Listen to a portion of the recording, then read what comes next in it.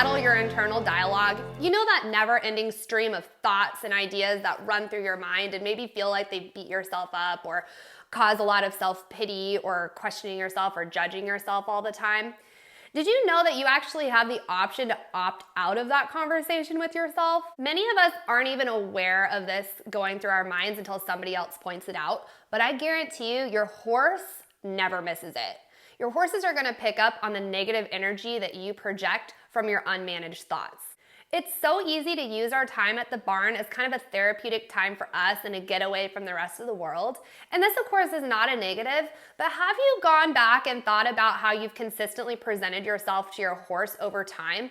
And do you ever show up to the barn your best self, or are you just dragging in all of the baggage from your life with you every session? Ask yourself, is it really fair to your horse to physically show up but then mentally be completely somewhere else, ruminating over that endless to-do list, or having a lot of self-criticism going on internally, or mulling over that conversation that you had with your boss last week that didn't have the outcome that you had hoped? Horses are mirrors to us, and they're also sponges of our emotional well-being. Unlike humans, our horses don't have the ability to sort out what part of the energy that we're projecting at them is about them or not about them. It all just gets rolled into their association with you and your sessions with them.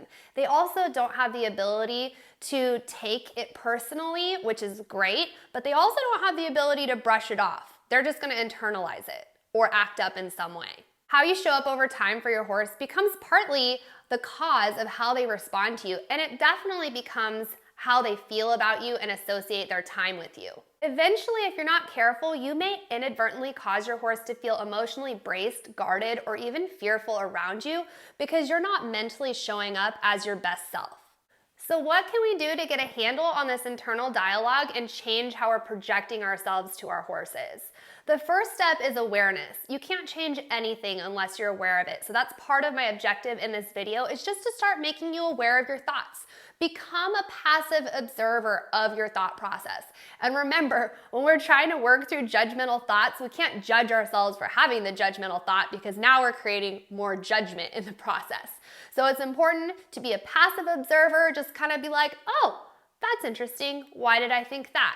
What else could I focus on today? The second step is to start redirecting your thoughts to the present moment. Remember, that conversation with your boss is not happening right this minute, and that endless to-do list that you have at home will still be waiting for you after your ride. The third step is to replace some of these ruminating negative thoughts with gratitude. And I'm not suggesting that you engage in toxic positivity and try to flip every bad situation around and try to see the silver lining in it, because sometimes there really isn't a silver lining to be had.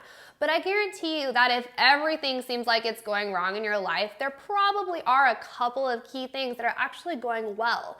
One of those things could be the opportunity to be able to even go see your horse, or even to have a horse. And we need to remember that some of these things that we take for granted every day, other people are dreaming of having those same opportunities.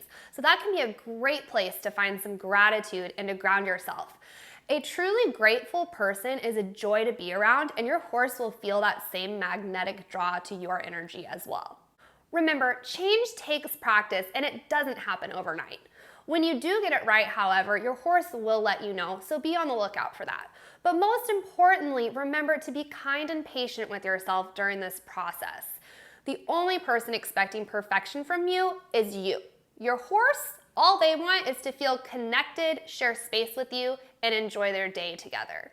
If this video sparked any change in the way that you think about your interactions with your horse, I would love to hear about it in the comments section below. Also, make sure to like and hop on over to my YouTube channel if you're not viewing it there already to subscribe for more training tips like this. I'm Ashley Purdon with Pioneer Horsemanship, and I can't wait to see you guys next time.